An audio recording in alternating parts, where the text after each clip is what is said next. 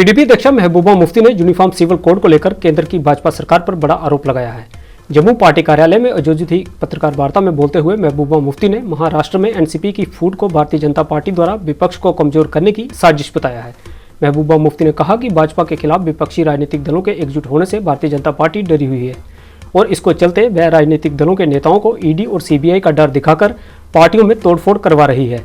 महबूबा मुफ्ती ने कहा कि जिन नेताओं को भारतीय जनता पार्टी चोर कहती थी, आज उन्हीं के साथ वह सरकार चला रही है। वहीं पत्रकारों द्वारा यूनिफॉर्म सिविल कोड को लेकर पूछे सवाल पर बोलते हुए महबूबा मुफ्ती ने कहा कि देश में पहले से ही यूनिफॉर्म क्रिमिनल कोड है और फिर इस कानून की क्या फायदे हैं। उन्होंने कहा कि केंद्र सरकार इस कानून को लागू करने की बात करते हुए देश में महंगाई और बेरोजगारी जैसे मुद्दों से लोगों का ध्यान भटकाने में लगी है। अपोजिशन की यूनिटी है, उसी से घबरा के जो कुछ तोड़फोड़ हो रही है ये तो उसी से घबरा के हो रही है, क्योंकि अपोजिशन अगर खाली बीजेपी का मुकाबला करना हो तो opposition it is 60 versus 64 versus 36%। अगर आप वोट देखते हैं अपोजिशन के पास 64% है या 63% है और बीजेपी के पास एनडीए के पास 37% है।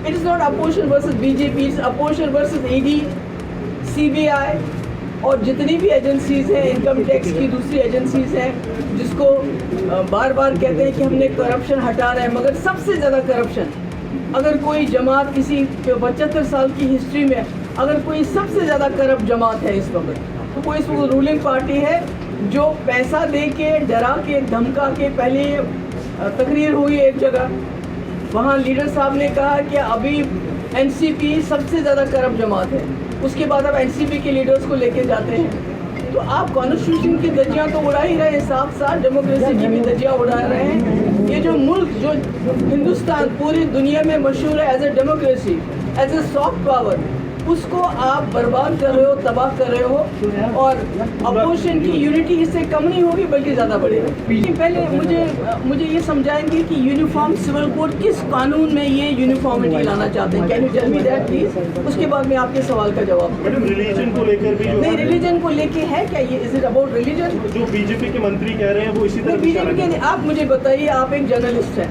आपने ये स्टडी किया है जो इस यूनिफॉर्म सिविल कोड की बात हो रही है, ये किस कानून की बात हो रही है?